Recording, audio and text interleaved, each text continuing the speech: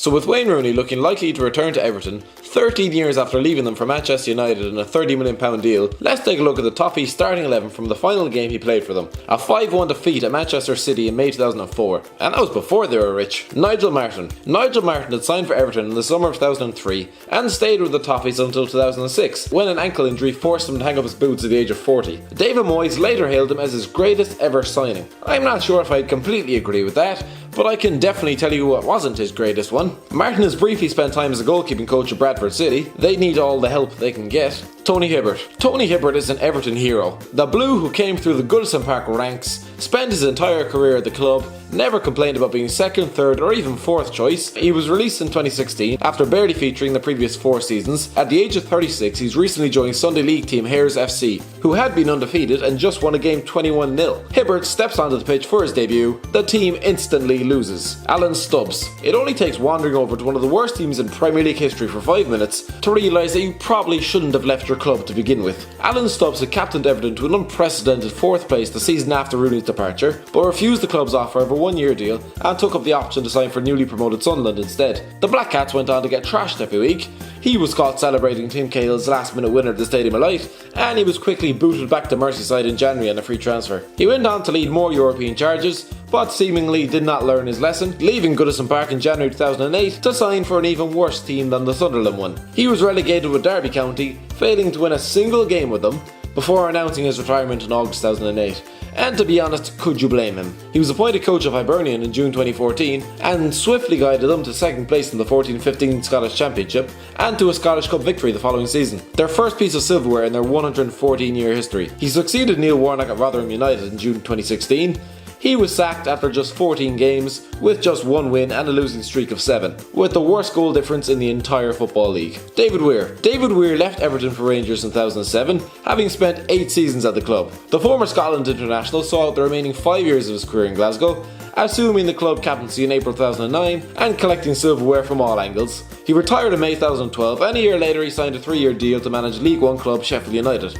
He was sacked in October 2013 after the club won 1 of its opening 13 games. Since then, he spent time as assistant boss to Mark Warburton, first at Brentford and then at Rangers. Steve Watson. Steve Watson found his 5 years at Goodison Park to be interrupted by injuries, but did steer relatively clear for the 03-04 and 04-05 campaigns. He signed for West Brom in 2005, got relegated, before seeing out the final 2 years of his career at Sheffield Wednesday. He retired in 2009 and is currently the assistant boss to John Askey at Macclesfield Town. James McFadden. Ask Scotland fans about James McFadden and they will wax lyrical about the screamer he bagged during a 1-0 win in Paris 10 years ago. Everton fans might have a slightly different memory of the man. He was undoubtedly talented but could often be found wanting in the work rate department. He left Goodison Park for Birmingham City in January 2007 before briefly returning to the Toffees in 2011, with a succession of injuries having left him practically washed up at the age of 28. Since then he spent time at Sunderland, Motherwell, St Johnstone and Motherwell again. He's currently looking to get into coaching. Lee Carsley. Lee Carsley's everlasting moment at Goodison Park will forever be his winning strike in the 200th Merseyside derby, a goal which temporarily lifted the club into 2nd place in the league in December. Not bad for a side who'd been stripped of their best player and were seemingly doomed to relegation. Carsley left the club in May 2008, signing for hometown club Birmingham City.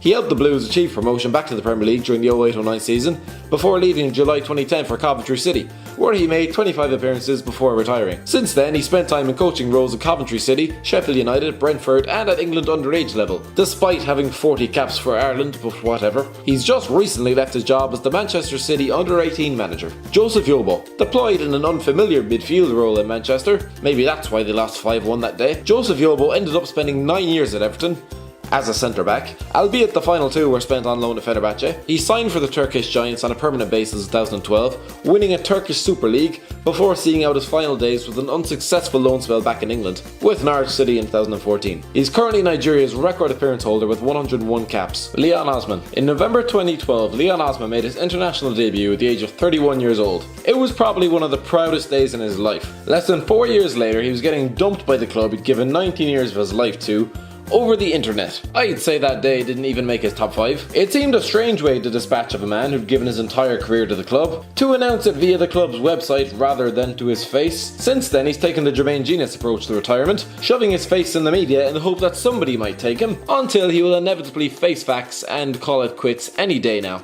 Thomas Rosiński. The big transfer fuss of 2004 surrounded Wayne Rooney. Thomas Rosiński might have felt a bit left out that nobody was paying too much attention to him, leaving for Fulham in a £1.7 million deal. He spent 3 years at the club, scoring 17 goals, 117 appearances, before taking in spells at Skoda Xanthi, Lierse SK and Vazlan Beveren. The Canadian hung up his boots in 2012 and is now the current technical director of Lierse SK. Wayne Rooney. Where is Wayne Rooney now? Looking like he's on his way back to the club he fought so desperately to leave 13 years ago. The England international has achieved pretty much everything he wanted to at Old Trafford, winning everything in sight and becoming the record goal scorer for both the club and country, winding down his career back at the club of his boyhood dreams. Not a bad way to finish.